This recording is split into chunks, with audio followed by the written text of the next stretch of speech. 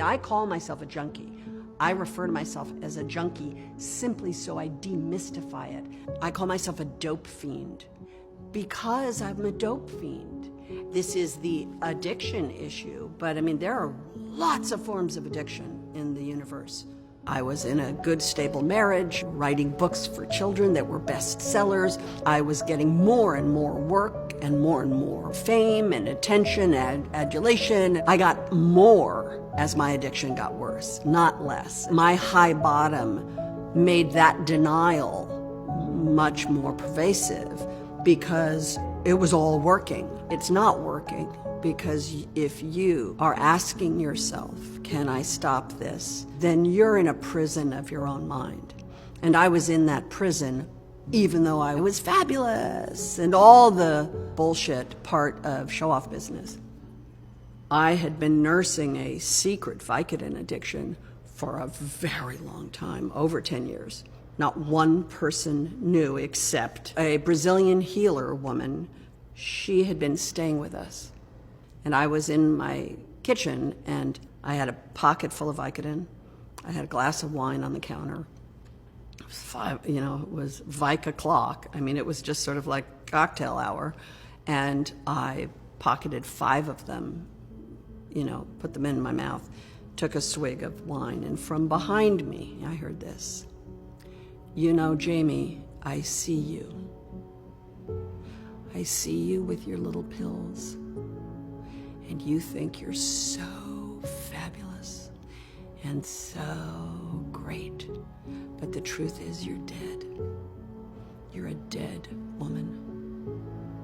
That was a first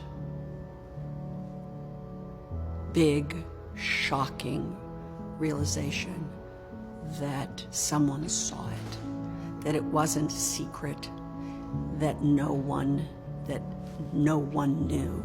Now it's January 1999, and there was an article in Esquire magazine called Vicodin, My Vicodin, written by a man named Tom Chiarella. And in the article, he describes outing himself by writing the article, that by writing the article, he knew his doctors wouldn't give them to him. He knew that his wife and family were going to be on to him. He was outing himself for a secret that he'd been carrying. And that spoke to me probably louder than anything else. All of a sudden I went, oh, someone else is just like me. So by February, I went to a friend of mine, early February, and I went to a friend of mine, and we both had kids the same age, and I kind of sidled up to her, and finally, was able to say that I had a problem with Vicodin.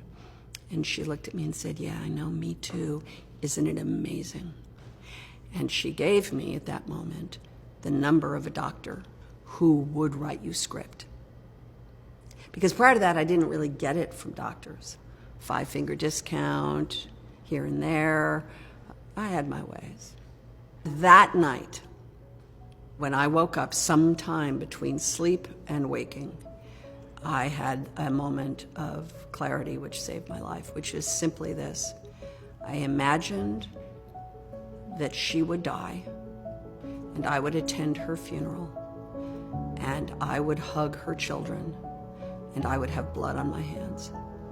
Or I would die, and she would attend my funeral, and she would hug my children with blood on her hands.